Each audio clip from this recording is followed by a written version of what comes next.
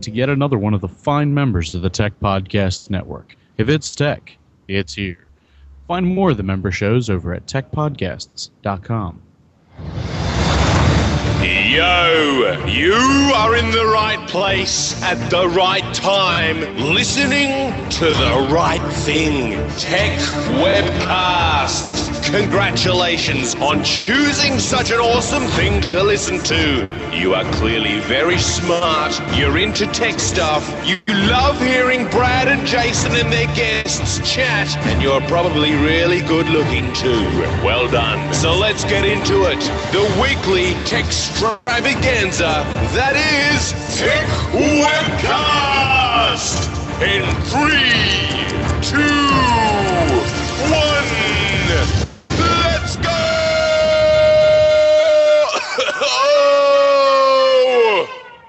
Welcome to episode 187, the Tech Web Podcast, recorded on Saturday, the 5th of May, 2012. Tech Webcast is recorded every Saturday and rebroadcast on Aussie Tech Heads on Thursday nights at 7. Today's hosts are Brad, Stephen, Jason, and Jody, and our guest is from the Shufflr app for the iPad. How you doing, Brad? Hey, Jason, how are you, mate? Not too bad, not too bad. What's going on? Not much, mate. How you going? Good. Just been working on apps and stuff all the time. Cool. Good stuff. Good stuff. Finally submitted my kids' game to the App Store, so let's see how long it takes them to authorize it. Cool. Can't wait. You also got interviewed, or someone interviewed you today as well, didn't they? Something. Yeah, I interviewed Bogdan Vladu, creator of application for the Mac called Sprite Helper and Level Helper that help you make games very easily. Nice. Good stuff. Very nice application. That's one of the things that I won in the Techority contest in February. Cool. Came second with my game. Good on you. Good on you. So I'm hoping to do a bunch of interviews with people in the mobile development circle. Cool. And also, I just want to give a quick shout out to Venturative. He redesigned the page for us today, the other day. On the website, yep. Techwebcast.info.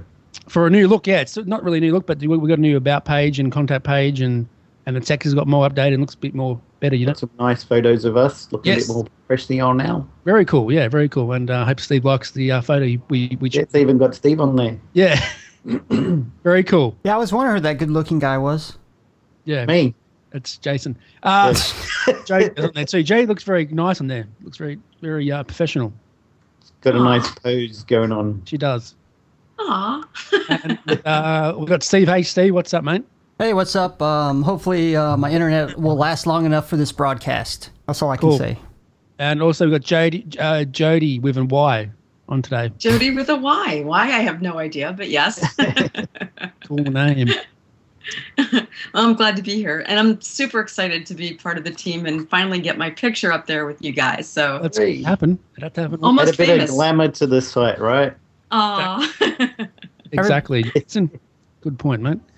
And you know that I was talking about the Tech Webcast app I was hoping to do an update on. Well, as I was trying to publish it to the App Store, unfortunately the iBuild app website only produces iPhone-only apps. It doesn't do universal ones. So when I tried to upload it, I got an error.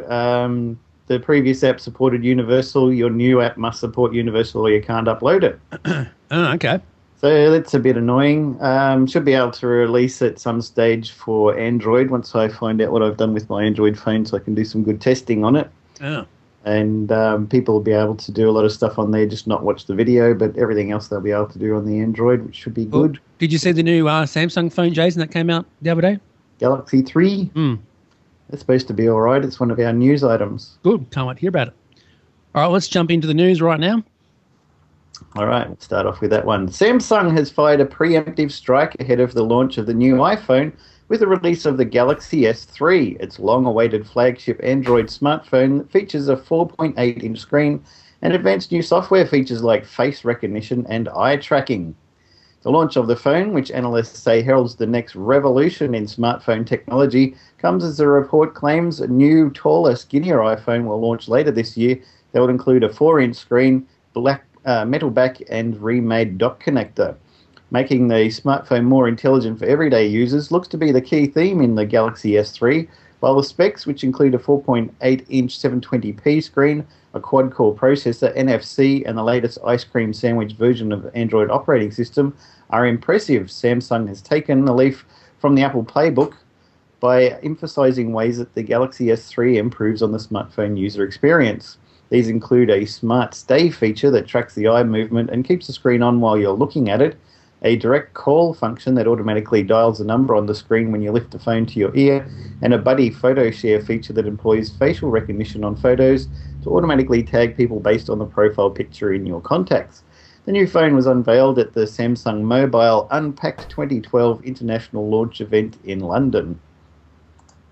BlackBerry maker Research in Motion has shown off advanced new features that will be available on the new BlackBerry 10 smartphones and a new prototype, but analysts are already questioning whether it's too late to crawl back market share lost to giants like Apple and Google. The sneak peek of its yet-to-be-launched operating system at the BlackBerry World Conference in Orlando, Florida, brings the ailing smartphone and tablet maker a step closer to what some have described as the most crucial launch in the company's history. In his first keynote address since being appointed chief executive of RIM in January, Thorsten Heinz unveiled a new operating system and gave a demonstration of some of its new features, which include a new smart virtual keypad, advanced camera capabilities, and the ability to easily traverse between apps and system settings windows using gestures. But Heinz gave no concrete date on when the Canadian company would launch a phone that used the new features, other than saying hardware and software would be released later this year. We're taking our time to make sure we get this right, Heinz said. Jefferies analyst Peter Misek, who was in Orlando for the conference, speculated in an interview with Associated Press that it felt like it was getting close to being too late for the BlackBerry maker to recover, despite its CEO giving what he described as a good speech.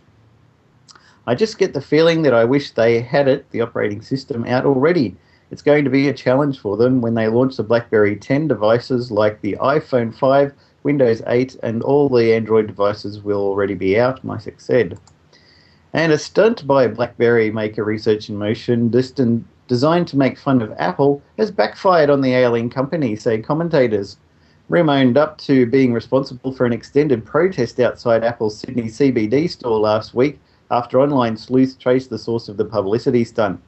But the marketing ambush comes as a little too late, says Typhira Gloria, a social media strategist at VML Australia. The punchline, which is the fact that BlackBerry is behind it, is what makes it fail because BlackBerry is not associated with any kind of success, she says. If they had run this around the initial uptake of the iPhone 3GS a few years ago, it might have had some relevance.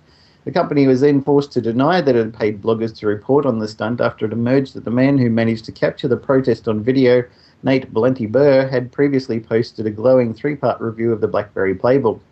Bloggers were not paid for this campaign or told what to say, they said. Neither RIM nor any agencies on RIM's behalf have ever paid Blenty. Burr's YouTube video of the protest spread across the internet and people immediately suspected Samsung, which is about to release its Galaxy 3 smartphone, has previously staged marketing stunts near the Apple Store. But it was the BlackBerry manufacturer that admitted to being behind the mystery viral campaign after days of speculation. We can confirm that the Australian Wake Up campaign, which involves a series of experiential activities taking place across Sydney and Melbourne, was created by RIM Australia, RIM said in a statement. Many assume that Samsung was a company behind the stunt because they are Apple's largest rival in the smartphone market, while BlackBerry has been steadily losing its market share. That loss has accelerated on a lot in the last 6 months. The only competition for Apple is Android, says Gloria. Well, Brad, I think, ironically, it's actually RIM that needs to wake up because they've been asleep for like the last 10 years while Apple and Android have taken their place. Exactly. Yeah, exactly, mate. Easy as that. Yep, exactly. And I think everybody thought it was Samsung for the new Galaxy Samsung 3 or whatever. Yeah, well, when the last Galaxy came out, Samsung had a pop-up store out just up the road, like 2 shops up from the Apple store, before iPhone 4S was being launched. And they started midnight the night before, and anybody who went to them could get a really, really cheap a Samsung Galaxy, something like $20 or something for the phone. So a lot of people bought it and then sold it on eBay for like $400 and then went and bought an iPhone 4S with the money. Wow. That's a good story. So that didn't actually work out well for them anyway, but they got a few people to get the phone cheap to try out. But yeah, RIM needs to wake up, not Apple fans. Yeah, exactly. I still love the Apple iPhone for us. I don't think I'll leave any. I think I'll never leave Apple for another phone. Would you, Jason? No, I'm quite happy with mine. I'm developing apps for it, and I've got so much money and time invested in the platform that I'm going to stick with it for now. Yeah, and what are your thoughts on the new iPhone coming out? You reckon what's your plans on the new iPhone? Reckon what will be in it? Well, they reckon it's got liquid metal for the case, which is interesting, and apparently it's going to be super thin, so people might be slicing loaves of bread like they did with the MacBook Air. Who knows? People do a lot of crazy things with those devices. I was just showing my daughter last week about the willitblend.com website where people put an iPad 2 into it and then blend it in their blender. She thought that was so crazy. She went and told all her friends at school, but she watched all of the videos there. Oh, cool. And what about you, Jade? What are your thoughts on the new phone, on the new Samsung phone? I'm an Apple, an iPhone aficionado. So honestly, I'm kind of not intrigued at all by the RIM or the Samsung or any of the droids. I love the Apple technology. I love the way everything works together, and I love my new iPad, especially the new apps that I just I love downloaded. The screen. It's so nice, so clear, and yeah, Jason, you need one, mate, badly. All right. Especially for watching video. I don't mind if you buy me one. What about you, Steve? What's your views on them stories, mate? Well, with the Samsung, what Jody said, I like the new, of course, anything new with Samsung with their phone, I think it's great because, I like competition. But I'm still keeping my phone because just the way, Jody mentioned how it integrates so well with all your other devices. Using the iCloud, I just put in, for the tech webcast, you send me something and then it goes to all my devices for scheduling. And, that's why, I kind of like that. So, yeah, exactly. That's what's good about it. But, yeah. All right. So, Jason, who do we have on as a guest today, mate? Oh, we've got the guy from Shufflr application. Yes. Raj. Welcome to the show, Raj. Hey, Raj. Hey, guys. How are you guys doing? Great. I really like you on Big Bang Theory. Your acting is fantastic. Oh, stop. Thank you. Big Bang Theory. That's brought from another mother. Yes, right. Tell us a bit about the app and what it does. Okay. So Shufflr helps you discover videos that you would like to watch. The thinking here is pretty simple. 60 hours of video just you uploaded on YouTube alone. It's pretty hard. It's getting hard to find videos that you would like to watch because you just don't even know what videos are being uploaded. A lot of people ask me this question that doesn't YouTube help you find videos? So I always tell them that YouTube works very well when your intent is already established. Search works very well when consumer intent is established. So if you want to watch a Rihanna video or you want to watch a 50 Cent video, then you'd go very quickly and search for that stuff. But when you're in a mode to actually discover content, then search doesn't work because you don't even know what you have to look for. And that is very similar to what happens in the broadcast cable business. 50% of the time, you actually do what is appointment viewing, where you watch a particular serial that you want to watch. For example, watch My Brother from Another Mother in Big Bang Theory, you know what time it is coming, and you watch that particular show. But 50% of the time, you actually use the EPG guide on your TV to discover content that you would like to watch. Now, that works very well on TV because publishers are actually publishing what show they have produced and what content is available at what point of time. That doesn't happen in online video. So you're not even aware that Discovery or National Geography or History Channel or any of these other people or ESPN actually uploaded a content you have to watch. So essentially what we help people discover videos.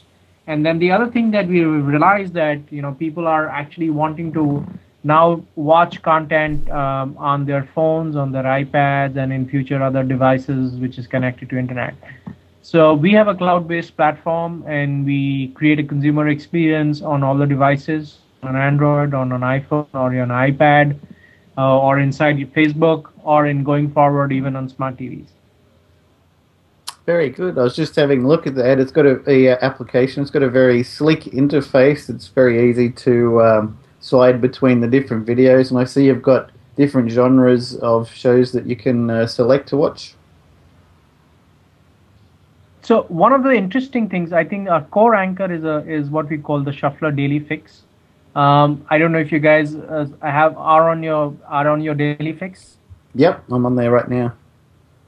Okay, so what the thinking here essentially is that if you look at any media consumption, which becomes an everyday habit, like newspaper, if you read New York Times every day, then you know what's going on in the world. If you switch on the TV and watch Fox and CNN, then you probably know that you know what's going on in the world otherwise. Now, what that is not yet happening. Nobody is sitting in front of YouTube and saying, "Hey, I'm going to watch 40 minutes of video," because YouTube is not creating a personalized, curated feed for you. What we are doing is that we are every day we are creating what is your Shufflr Daily Fix, so that you can know what's going on in and around your world. You know what is going around, what are your friends are watching, what your favorite celebrities are watching, what is going around in the local scenario of yours. So that's what we do. So the interesting thing of the big differentiation that we have versus everybody else is, if you look at internet and if you look at the evolution of internet, you will see that in the 90s, around the mid 90s, Yahoo came and kind of organized everything around, around categories and created a directory service. Yep. And then Google came and created an algorithm-based search approach. And now Facebook and Twitter and Tumblr have come and created a approach where they're organizing the whole video around people. So Google organized the entire web around data, and Facebook and others are organizing data around people. What we are doing is that we are organizing videos around people. So a lot of the recommendations or a lot of this stuff that you're seeing in your Daily Fix is coming inside your Daily Fix because there is a friend of yours who has watched it, or your favorite celebrity has watched it, or it's breaking news, or people on the social media on Facebook and Twitter are actually discovering one of the topic. So one of the things that we just talked about was, how the musician who has died, actually that video was in my Daily Fix a couple of hours back, and I think it was in one of your guys' Daily Fix too. So whatever is currently being discussed, whatever is currently being talked about in Twitter and Facebook by different people, we pull out all of that stuff and land it inside your Daily Fix. Which social networking platforms does Shufflr connect through? So we take data from Facebook, from Twitter, from the blogs, from Google Plus, and going forward we'll be adding a whole bunch of other stuff like Tumblr and the usual suspects. Do you have? Do you have Sorry, like your own? Do you have like your own social network where the users of Shufflr can talk to each other within the app, or just pretty much through the other social networking sites? So what we allow you to do is actually post to your Facebook wall or tweet the video. So if there is a great video that you've actually seen and you want to share it with your friends on Facebook, or tweet it to your followers, so we allow that. What we are doing is that we are not reinventing we are not trying to create a social network. We realize that you already have your social network. We are bringing that social network inside Shufflr, and we are allowing you to, if you find an interesting video that you found on Shufflr, we are allowing you to share that with your social connections. Now, if I don't connect with any of my social networks, where does it get the videos? Do you have somebody sitting around curating videos and adding them into Daily Fix, or is it just pick random things in the area, or how's that work? Yeah. So so if you don't connect your Facebook or Twitter, then we look at your IP and kind of look at which geography you are in. So for example, if you log in from Australia, then we already have a couple of 100,000 users from Australia. On that particular day, we know what kind of videos are being watched, what is driving news, what are the celebrities in Australia, what kind of videos they have shared. So we'll look at what Russell Crowe has shared, or what the other the soccer players have shared, or what of the other news which is happening in Australia. And in that case, we will serve you, the first round of videos that you will get will be customized to your geography. So you will get videos which are breaking news in Australia. You'll get celeb videos. You'll get videos which are driving conversation in Australia. And as you start using Shufflr, we take your actual usage data and start personalization in that case. We also kind of keep prompting you to add your Facebook and Shufflr, or Facebook and Twitter, so that we can start personalizing even more. Someone just asked. Oh, excuse me. Someone just asked in chat. Does it interact with Google Plus, or will it be added later? Or so we are adding Google Plus as we speak. Oh, okay. So Google Plus, Tumblr, and Pinterest is on our roadmap. Cool. So for the people who worry about the kind of thing, you use the IP just to get a general area of where the people are, and then you get videos based on that. The IP and information about where you're located doesn't get posted anywhere, does it? No, it doesn't get posted. We only use that data only to understand which geography you are in. Because, see, what we are doing is that we are now creating Shufflr Daily Fix for many countries. So we've created it for Australia. So what you guys are seeing is a daily fix which has been customized to Australia. We've done it for UK, we've done it for Spain, and we are now doing it for a bunch of other markets. What we are doing is that we are taking the global data, social data, we are taking the global video data, we are taking the global local social data, and we are taking the local video data. And on using all of that, we are creating a daily fix meant only for Australia. Cool. Good stuff. And what about, Raj, what about being on the Boxy Box and something? Is the app going to be on any TVs or media device and that sort of thing? Yeah, so right now what we're doing is, see, there are four platforms that are emerging broadly. Yep. So there is an Android platform, there is an iOS platform, and going forward, I think there will be a Windows platform. Cool. And then there are the whole smart TV scenario, right? So we will first execute on all the three big platforms, phone as well as tablet. We've already done iOS, phone, and tablet. Then the logical stuff will be around doing the other platforms. And then we'll finally, also take this and deploy it on smart TV. Smart TV will be, we actually think there will be two things that will happen. If you use your iPad app through an AirPlay scenario even today, if you use Shufflr, then you can beam video directly to your TV. Yep. You can do that already. Cool. So we think two scenarios will happen. Some people will use iPad and then beam it to the TV through AirPlay. And some people will use smart TV like Samsung and others and use the Shufflr app, or when Apple TV comes out and stuff like that. So our philosophy as a company is that you should be able to use Shufflr on any device which is connected to internet and is capable of playing videos. What about, what's the difference between the other apps out there like Show You and them sort of apps? What's so good about, what's most you get out of this app between the other ones out there? I'll refrain from commenting on any specific, specific guys who are in the space. But I will tell you the difference between us and the others. Yeah. What we have done is that we have created a discovery platform which actually sits in the cloud. And that discovery platform actually is creating a personalized curated feed which is specific for you. Cool. Which is a Shufflr Daily Fix. And then we are creating a whole bunch of other experience. If you go to the flip side, you can see the social feed. You can love that bit. You can see all of that. Yeah. Can you search in the app? I beg your pardon? Can you search? Is there search? No, I couldn't find search in there. Yeah, so we are working on something different on search. So I can't share all the information with you at this point of time. Yep. But our whole experience is that when we're creating a Shufflr Daily Fix, you should be able to actually consume that experience there. But we are looking at what we want to do on search there. Okay, cool. Jody, any questions for Raj? Yeah, Raj. Personally, I have concerns about privacy, and I kind of like the idea that what I watch is stuff that I watch, and not necessarily having that available to people through Facebook. Are there privacy settings within Shufflr? Actually, what you watch never gets shared on Facebook.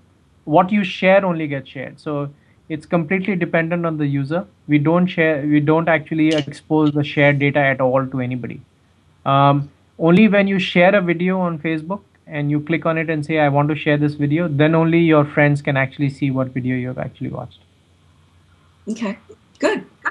Yeah, we're very concerned about privacy. We're very, very careful. So We don't want see the whole sharing business has to be opt-in, where the user has to actually decide that he wants to share that video. Yeah, that's the best way to do it. Agreed. You don't see a lot of Especially- places doing that anymore. Yeah, but I don't know if you saw the news that Glancy got bought by Facebook. Yeah, seen that. Yeah, so I don't know how a lot of things will change inside Facebook. Yeah, so. a lot of stuff has. Yeah. So Raj, what's the features coming up? Any new features coming soon to the app, or is it going to be updated for the iPad 3? That's probably already been done, has it? Oh, we're adding a whole bunch of new stuff. So we are adding a lot of new content sources. That's what we're doing in the next 2 weeks. Cool. We're also going to relook as people are using the app. So as people are using the app, we're using a lot of that information to see what else can we do on the app. So stay tuned. I mean, if you've seen the evolution of the company, you've seen how we've kind of migrated from a desktop app to a phone app, now to an iPad app, and so we are constantly evolving, and the team will constantly keep shipping new features and new ways to actually consume the content. How many people work at Shufflr? So we've got about 4 million app installs. A lot of users from Australia, mate. Oh, really? Yeah, Crikey. That's good. That's good. yeah. Very Yeah, cool. so what is very interesting is that on iOS, we are seeing US as our one of the top countries, US and China, and then we're seeing Australia. Yeah, I think it's because I'm promoting it the hell out of it. That's why. It's also, I'm just saying. what is also very interesting is that when I went and looked at the data, it showed that Australia, 95% of the people actually have an iOS phone. Yeah. Yeah, so that probably explains why the iOS app is doing so well in Australia. Yep. Love it. And Jason, any questions? Yeah, how long has the Shufflr app been in use? So the company is about 3 years old. The first product we did was a desktop app in June 2010, and we have done various. So we have been in use from June 2010. We've in past TechCrunch has covered us. The New York Times has covered us. Wall Street Journal, the All Things Digital, which is a division of Wall Street Journal, has covered us. So we've been covered over the last 2.5 years in various publications in US and other parts of the world. Very nice. All right. Steve, questions for Raj? I love the app, Raj. It's a great app. I'm going to use it all the time. Thank you. And if you can do a shout out for Russell Crowe or any of these other Australian celebrities. I've told many people in Australia to use the app. I've told Dylan Lewis and them sort of people. He's a celebrity in here in Australia, and he's got an iPad, and I've told him to get it, so he's got it. And We'll have to make sure once the video of this show has been uploaded and posted on Facebook, we all share it as well, so that Tech Webcast will be all over Shufflr. definitely, can you make that happen, Raj? Yeah, Well, it's only when we share it, it'll happen. Oh, will it? Yeah, it's I'll automatic. share that. Oh, okay, cool. Thanks, mate. Is that it, Raj? You going now, mate? Thanks a lot. Thank you. Hang on, where do we find you on Twitter? Oh, you can find me on Rajnish R. So Rajnish R. All right, cool. Is that Twitter as well, is it, mate? Yeah. All right, wicked stuff. All right. Thank you, John. Thank you. Thank you, Lenny. Thanks. All right. Thank you, Raj. That's Raj from Shufflr. Jason, Cool. yeah, great talking to him. And Steve, what did you have to do on that app? Oh, yeah. When I made the video, it seemed to be very responsive. I like the way they had the videos you could scroll through at the top, in the middle parts, and it seemed to be a really well made app. Okay. Sweet. All right, we've got some app of the weeks. Jade, let's go with yours. Jody? We're getting some feedback from Raj's Skype as well. Okay, I can go ahead and do mine while we're waiting for Jody. Yeah, go ahead, Steve. Okay, for my own show, it's called Overdrive Media Console, and it allows you to libraries to lend books out to users who own library cards, and they're able to view it on their mobile devices and their PCs. Cool. Good stuff. All right, Jody, you there? I am. I'm sorry. I don't know what happened. I kind of muted or something. An app. It's kind of neat. My daughter turned me on to it, Jackie.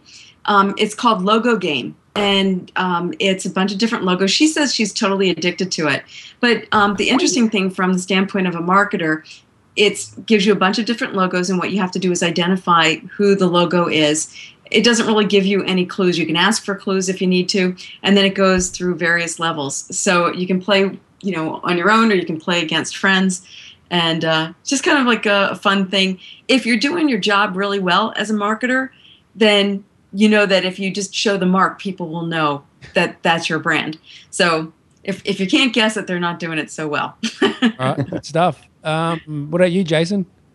Yeah, I've got a app that I've been using on my iPad to watch movies streaming from our NAS server in the house. Oh. It's called Good Player.